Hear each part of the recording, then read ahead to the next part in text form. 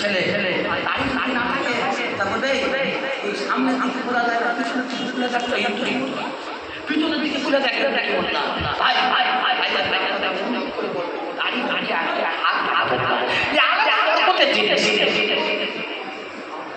নবীর নবীর আলোচনা শুনলে আপনার ভালো লাগে। আল্লাহ পাক আমার নবীকে বলছেন, নবী আমি তোমার করার করেছি, তোমার করার করে নেওয়ার পরে আমি তোমার একটা দেবো, তোমার দায়িত্ব দেবো, পালন করতে পারতো। আল্লাহ আল্লাহ আল্লাহ আমার কি দায়িত্ব দেবে, কি দায়িত্ব দেবো? আমার হাজার হাজার তৈরি হয়েছে, আমি তো ঠিক থাকতে পারবো? আল্লাহ আল্লাহ বলছেন, নবী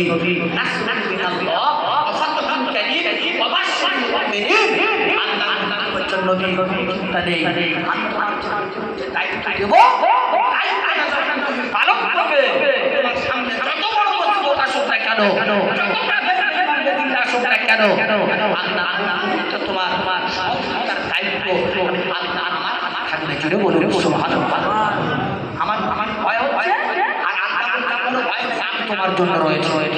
আল্লাহ বললেন, দেখো তোমার অন্য কোনো দায়িত্ব আমি দেব না। সেটা হলো ইয়া আইয়ুহার রাসূল মা উনজিলা ইলাইকা মির রাব্বিক।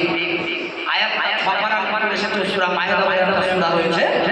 আল্লাহ বলছেন, নবী তোমার মাঝে কোরআন আমি অবতীর্ণ করেছিলাম, কোরআনটা তুমি দিনের বেলা রাতের বেলা আর আগে ক্ষমতা তুমি বেঈমান ইহুদি নাসারা খ্রিস্টান বেধর্মী কোরআনের আওয়াজ কোরআন যখন তুমি দেবে আমি আল্লাহ বলছি তোমার যত সমস্যা থাকে কেন কেউ ক্ষতি করবে না, তবে তোমার কথায় কেউ হেদায়েত হবে না।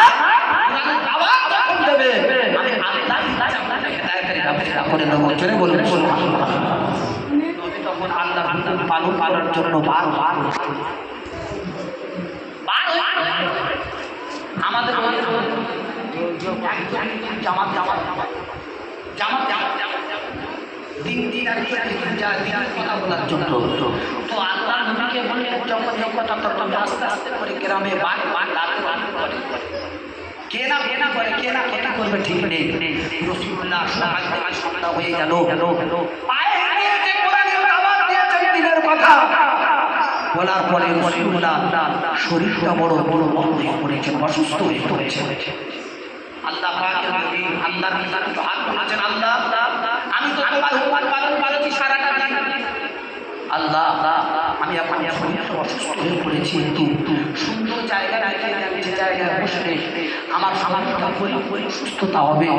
আল্লাহ আল্লাহ আল্লাহ কাছে আবেদন করেছেন, আল্লাহ আমার নবীকে উত্তর দিচ্ছেন, নবী তুমি যে রাস্তায় দিয়ে দাও ওই রাস্তার আগে চলে যাও, আমি আল্লাহ আমার তরফ থেকে তোমার সামনে বিশাল বড় একটা গাছ এসে যাবে, ওই গাছের তলায় তলায় বসবে, গাছের ছাওয়ায় আমি আল্লাহ আমার তরফ থেকে ঠান্ডা হাওয়া বাতাস তোমার দেওয়া হবে, তোমার শরীরটা ঠিক হয়ে যাবে, কোনো চিন্তা করতে হবে না। সোনার বাড়িতে আমার জলেরা যুবকেরা ও আমার মা বোনেরা কালারা কুকুরা বেটিরা, আল্লাহ পাকের নবী আস্তে আস্তে করে সামনের দিকে যখন চলে গেল, আল্লাহর হুকুম হয়ে যায় বিশাল বড় একটা গাছ আমার নবীর সামনে দাঁড়িয়ে গেল। এ বর্তমান জলেরা যুবকেরা